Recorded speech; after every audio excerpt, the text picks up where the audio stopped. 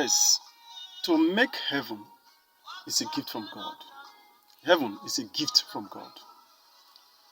Before you can say you want to go to heaven, you want to make heaven, you want to live a holy life. If I live righteous, I'll go to heaven. My brothers and sisters, to go to heaven is a gift of the Spirit. Go and read the book of 1 Corinthians 12 downward. You see the 9 gifts of the Spirit that are there. Gift of word of wisdom, gift of word of knowledge, gift of discerning of spirit, gift of healing, gift of faith, gift of working of miracle, gift of speaking in diverse kind of tongues, gift of interpretation of tongues, gift of prophecy. Go and read it. They're out there. Today, I tell you the truth. Heaven, to make heaven, is a gift of the Spirit. It is those that God wants to make heaven that will make heaven. It is those that God wants to enter heaven that will enter heaven. If God don't want you to enter heaven, you will not enter heaven. And I can teach you how to enter heaven. Heaven is what you ask for. Ask and it shall be given. You think it's by your righteousness? The Bible said our righteousness is like a filthy rag before God. Your righteousness is like a filthy rag before God. That righteousness, your righteousness, is rag. In Isha, we call it osumukmo. It's rag before God. Rag. Is that rag you want to use to enter heaven? What do you mean? Wearing garment of rag and you are saying you are righteous? How can you be righteous? Look at the rich man that came to Jesus Christ and said, what will I do to enter heaven? Jesus said to him, don't you know the commandment? Obey them.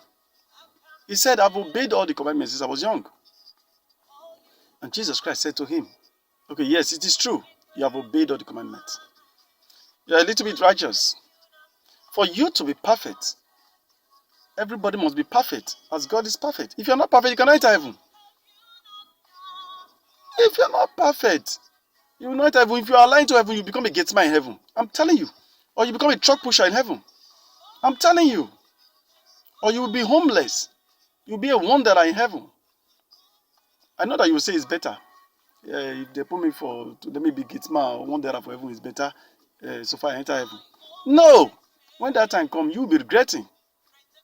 You'll be saying, Hadibi, I knew when I was on earth, I would have lived faithfully and tried to be perfect so that I have more mansions, houses in heaven. So you can live a better life in heaven. There are going to be classes in heaven.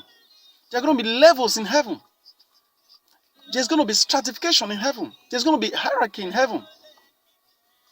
We are not going to be the same in heaven. We're not going to be in the same position in heaven.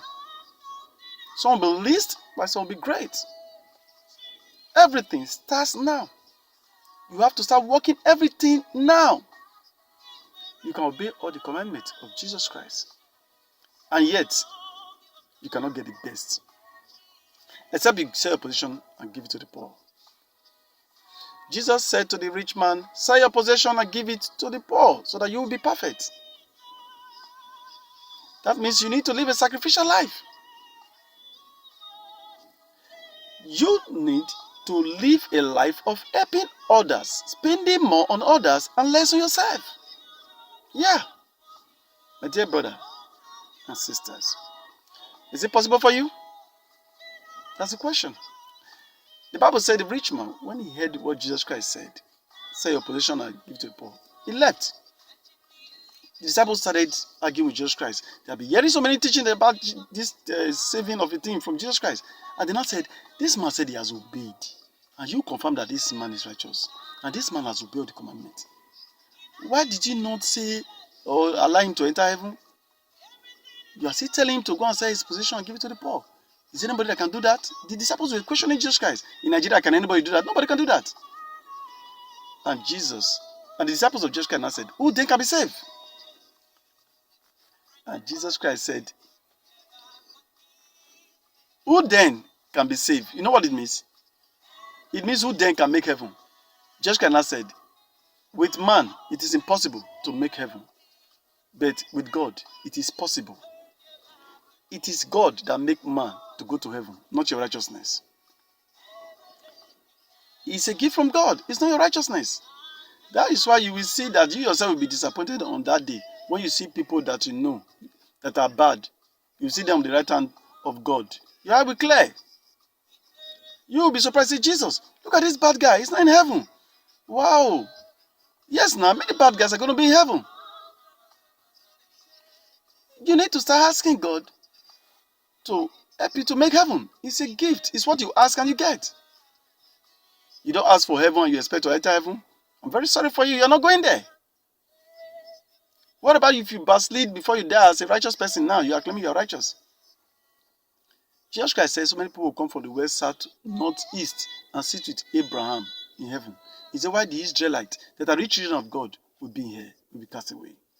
It is possible. Yes, now. So many righteous people now that you know that is a holy man, many of them will be in hellfire. Why many that you know that are bad people say that bad guy? He's a drinker, he's a fornicator, he's an adulterer, he's a murderer, he's a soothsayer, you will see them in heaven. And your eye will clear. Your eye will clear. So with man, it is impossible to make heaven. Can you obey God? How many can you obey? Nobody is perfect. There's no man of God on earth or Christian that doesn't commit sin. No man of God or Christian that doesn't offend God. They don't offend God. So with God, it is possible for you to make heaven. It is God that makes it possible for you to make heaven. Okay, let me give you an example of the story of the two people that were crucified.